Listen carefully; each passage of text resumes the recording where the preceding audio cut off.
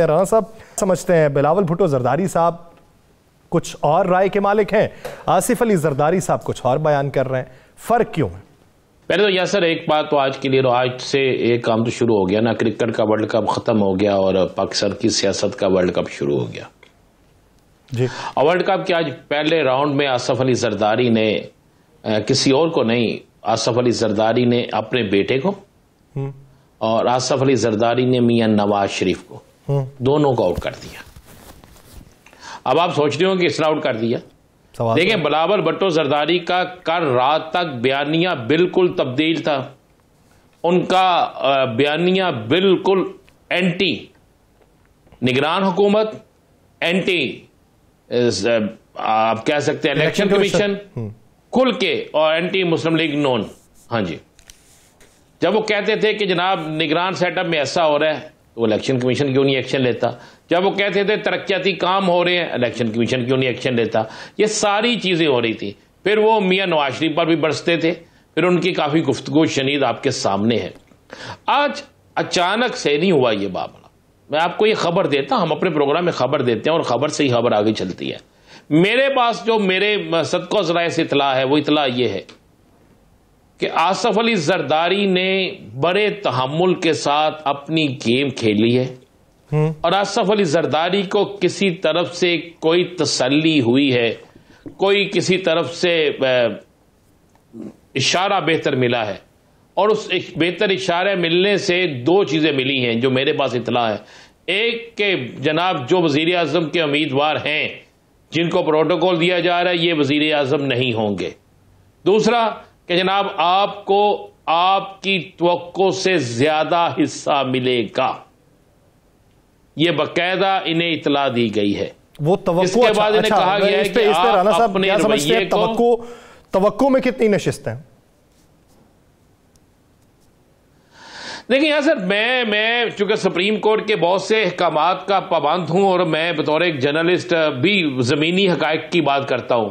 हम वो बात नहीं करते जो सोशल मीडिया की बात होती है। बात यह है कि पाकिस्तान के अंदर पहला इलेक्शन होगा, ये पहला इलेक्शन, ये मैं लफ्ज अदा कर रहा हूं और इसे नोट कीजिएगा, ये पहला पाकिस्तान के अंदर इलेक्शन होगा जिसका फैसला सियासी लीडरों से ज्यादा पाकिस्तानी अवाम करेगी।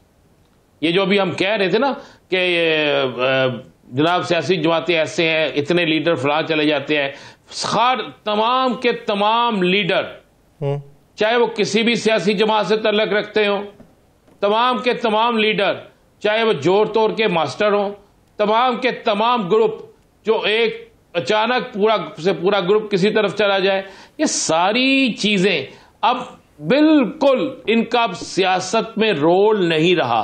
अब पहली दफा ऐसा होगा कि पाकिस्तानी सियासत के अंदर 8 तारीख का दिन जो होगा उसमें जो वोटर होगा वो गैर मुतवक्को तरीके से अपने वोट का इस्तेमाल करेगा, और वोट का इस्तेमाल ऐसा होगा कि जिसको तसव्वुर करना पड़ेगा और कोई ये समझे कि धांधली हो जाएगी, मैं बिल्कुल इस पर यकीन नहीं करता, धांधली नहीं होगी।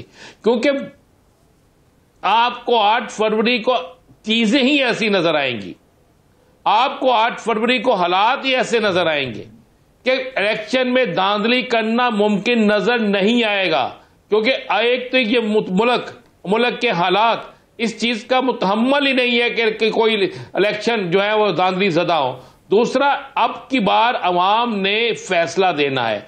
अब की बार ये नहीं होना कि राना अजीम उठा, आज राना अजीम पीपल्स पार्टी में है, सुबह मुस्लिम लीग नून में है और अगले दिन तहरीक इंसाफ पे है, ये नहीं होगा।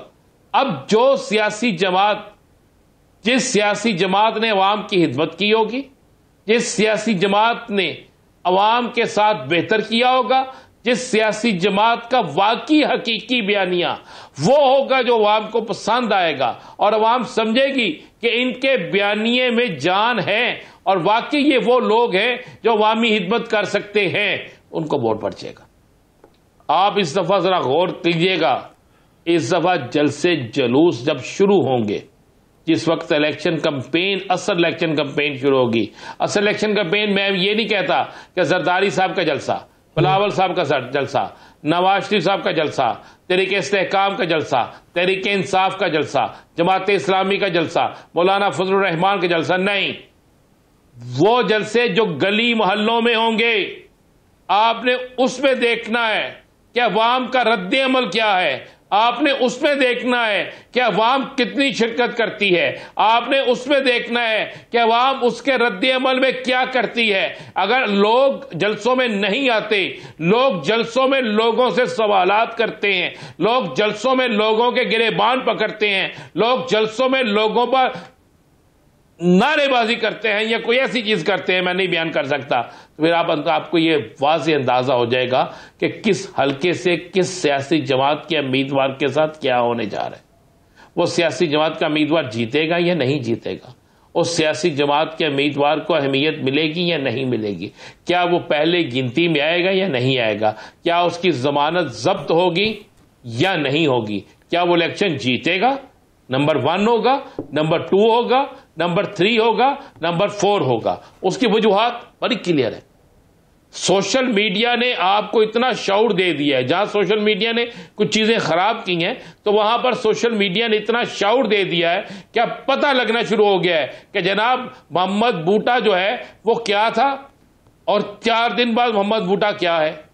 कौन सी सियासी जमात मुल्क के अंदर लूट मार करने आई है और कौन सी सियासी जमात जो है वो मुल्क को चलाने आई। मुझे देखें, मैंने एक शख्स से सवाल किया, मैंने कहा यार फला शख्स जो है वो बड़ा फेवरेट जा रहा है, वो कहता है जी कि मैं वजीर आज़म बनूंगा। तो उसने पता मुझे क्या कहा यासर साहब जी, उसने कहा यार बात सुनो मेरी, एक शख्स तो जो है वो पिछले 5-7 साल से एक ही रीट लगाई रखी है कि मुझे क्यों निकाला, जिसको ये नहीं पता मुझे क्यों निकाला, उसने मुल्क का वजीर आज़म किधर से बनना है।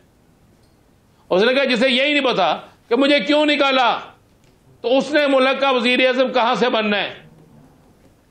जिसको मुल्क के अपने निकाले जाने का पता नहीं है तो उसको मुल्क के चलाने का पता कहां से निकलेगा। वो मुल्क को किस तरह चलाएगा, वो मुल्क को किस तरह आगे लेकर जाएगा, उसके लिए मुल्क चला रहा किस तरह मुमकिन होगा। फिर इसी तरह मैंने कहा अच्छा वो नहीं है तो फिर कौन है। उसने कहा दूसरा भी नहीं है। मैं कहा तीसरा, उसने कहा वो भी नहीं है। मैं कहा चौथा, उसने कहा वो भी नहीं है। मैंने कहा यार इतनी किंग जमातों का मैं आपसे जिक्र कर रहा हूं। बड़ा सियाना आदमी है और सियासत पे बड़ी गहरी नजर है और बहुत से लोग उसके पास जाते हैं। मैं भी चला गया था तो मुझे तो जो हालात नजर आ रहे, उसने कहा जी पहला इलेक्शन होगा, सारे लोग जाते हैं, तावीज़ गंडा करते हैं। कल एक सुबह का एक सुबह जी, मैंने कहा कोई तावीज़ गंडा करते हैं सभी लोग इनके पास जाते हैं। नहीं, मैं आपके पास वो तावीज़ गंडा चाहिए होता तो आपके पास चला आता। उससे बड़ा तावीज़ गंडा कहां से होना था। मेरा कौन सा दम काम कर गया है। आपका यकदम काम कर गया। अच्छा सर, थोड़ा सा लाइट मूड भी हो जाना चाहिए ना। सही है, सही। तो यासर बड़ी क्लियर सी बात है, बड़ी अच्छी शख्सियत है और उस शख्सियत के पास पाकिस्तान के बहुत से सियासतदान जाते हैं। सही, बहुत से सियासतदान। तो सैयदजादे, आप भी उनको जानते हैं, मैं भी जानता हूँ,